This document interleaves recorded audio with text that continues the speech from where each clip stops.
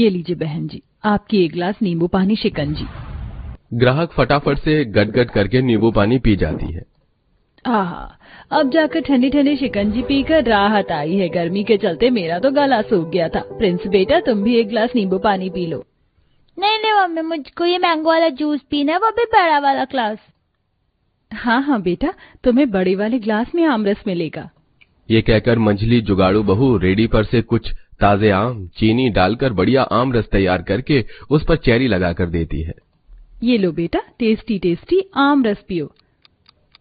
क्या बात है प्रिंस, आज तो तुमने पूरा मैंगो जूस फिनिश कर दिया। मम्मा, आंटी बहुत टेस्टी आमरस बनाती हैं। अब आप मुझको डेली यहीं से जूस पिलाना, फिर देखना मैं स्ट्रांग बॉय बन जाऊंगा। ये लीजिए, नींबू पानी और आमरस दोनों के पैसे काट लीजिए। अरे बहन जी, छुट्टी दे दीजिए। 20 रुपए आमरस के और 5 रुपए हुए शिकंजी के। 5 रुपए ग्लास शिकंजी, 5 रुपए ग्लास तो पानी वाला सादा पानी बेच रहे हो, और आम का जूस भी 50 रुपए ग्लास से स्टार्टिंग रेट है। आप तो बड़ा सस्ता बेच रही हो। अब से मैं यही जूस पीने आऊंगी। ये लीजिए मनोरमा काकी, आपका 1 दर्जन सूती वाला ब्लाउज सिल दिया है मैंने, नाप कर देख लीजिए। अरे बहू, तू तो वैसे ही ब्लाउज बड़े अच्छे सिलती है। वैसे ये सूती के हल्के ब्लाउज में गर्मी अच्छी कट जाएगी। बाकी अभी थोड़े दिनों में मेरी बहू के बच्चा होने वाला है, तो उसके लिए भी सूती के लंगोटे बनियान 2 दर्जन सिल देना, और बहू के लिए भी सूती की नाइटी बना देना। बाकी ये लो ब्लाउज की सिलाई। पड़ोसन मनोरमा 2000 रचना को देती है, जिसे देखकर पड़ोसनें जल जाती हैं। देख लो सुषमा बहन, अब तो इस शोभा के तीनों जुगाड़ बहू ने गर्मी में अच्छा खासा सस्ता व्यवसाय जमा लिया। खूब नोट छाप रही है भैया। वही तो कादम्बरी बहन, इनको देखकर कौन कहेगा कि कुछ समय पहले तो इनके झगड़े झमेले नहीं खत्म होते थे, और कितनी संपत्ति से मिलजुल कर रह रही हैं। वरना आजकल तो एक बहू भी सारे ससुराल वालों पर भारी पड़ती है, आते ही बंटवारा लेकर घर तोड़ देती है। पड़ोसन के मुंह से अपनी तीनों जुगाड़ू बहू की तरफदारी सुनकर शोभा छलकते आंसुओं से कहती है, बहू, शुरू में मुझे लगा था तुम तीनों अमीर घर से आई हो, मेरा घर तोड़ दोगी, मगर तुमने बड़े घर से होकर भी मेरे गरीब बेटों के साथ घर बसा लिया। तुम तीनों को बहू के रूप में पाकर मैं तर गई। आखिरकार क्यों सास अपनी तीनों जुगाड़ू बहू की इतनी बड़ाई कर रही थी, और क्यों पड़ोसनें तीनों की तरक्की देखकर जल रही हैं। रचना, अरे हम तीनों भाइयों की थाली खाली पड़ी है, रोटी तो डाल दो। अजी थोड़ा सब्र रख लो, बना रही हूँ रोटी। कितनी बार कहा है तीनों भाई एक साथ खाने मत बैठा करो। एक तो ये चूल्हे की आंच धाएं धाएं लग रही है, एक गैस चूल्हा घर में खरीद कर नहीं लाया जा रहा, लेकिन खाने में दोनों टाइम तीनों भाई को चूल्हे की रोटी ही चाहिए। पसीने में लथपथ रचना तीनों भाइयों को खूब कोसती है, जिससे तीनों भड़कते हुए थाली पर से उठ जाते हैं। अब मत देना और रोटी, खुद बनाकर खा लेना, हमारी भूख मर गई। अरे पर रुकिए तो, यहाँ पर तुम लुगाइयों के ताने सुनकर हम तीनों भाइयों का पेट भर गया। फिर प्रमोद आम की रेडी लेके निकल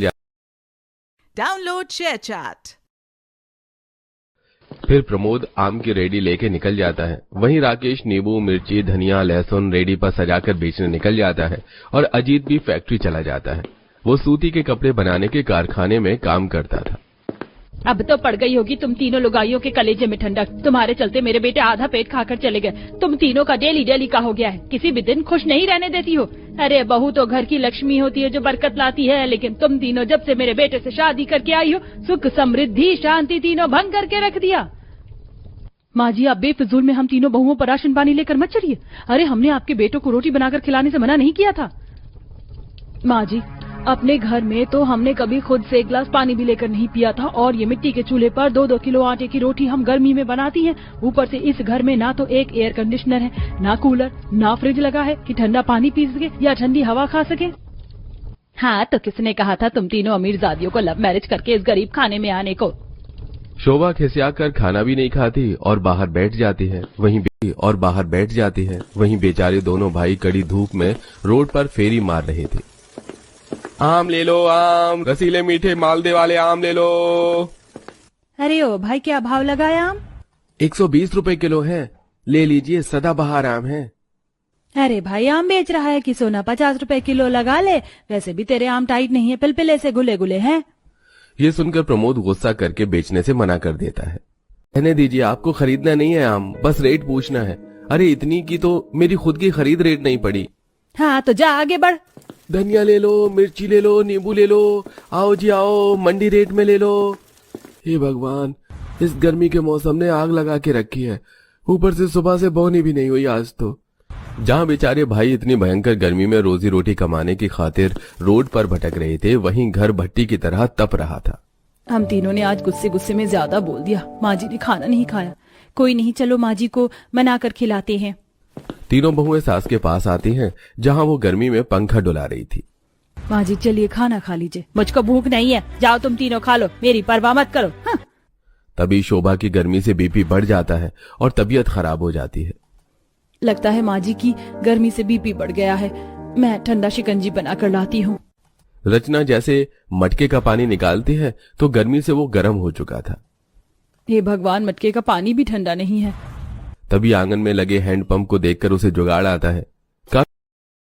डाउनलोड शेयर चैट। काफी देर हैंडपंप चलने के बाद जब बर्फ जैसा ठंडा पानी निकलने लगता है तो वो सास को शरबत बनाकर देती है।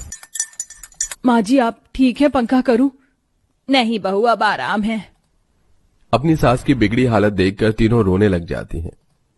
माँ जी आपने हमारी जान सुखा दी थी, अब से हम तीनों कभी नहीं झगड़ा करेंगी। चलिए खा लीजिए। वैसे बहू, बर्फ किसके यहाँ से मांग कर लाई थी तू शिकंजी बनाने के लिए?